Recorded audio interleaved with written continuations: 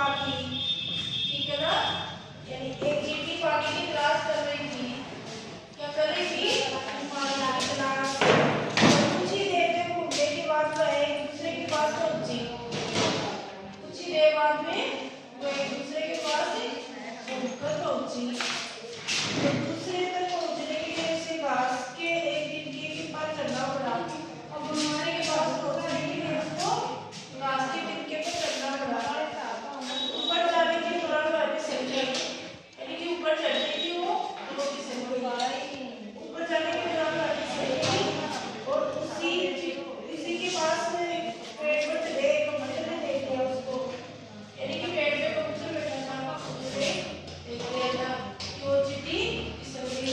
और फिसलने के बाद जो है चींटी पानी में गिर गई, यानी कि वो मुसीबत में पड़ गई। फिर कबूतर ने पेड़ के ऊपर से एक पत्ता गिराया, क्या गिराया, पत्ता गिराया। तो चींटी ने उस पत्ते के सहारा लिया और उस पे चढ़ गई, किस पे, पत्ते पे चढ़ गई और पार्टी कर गई। फिर कबूतर थोड़ी देर हो गई, एक शिकारी नजर कर गई, तो कबूतर का शिकार कर रहा था, कबूतर का शिकार कर रहा था। चींटी ने देख लिया शिकारी को कि वो कबूतर को जाल में फंसाना चाह रहा है, क्या करना चाह रहा है, कबूतर को जाल में फंसाना चाह रहा है। तो उस चींटी ने उस शिकारी के पैर को काट लिया, किसको काट लिया, पैर को काट लिया।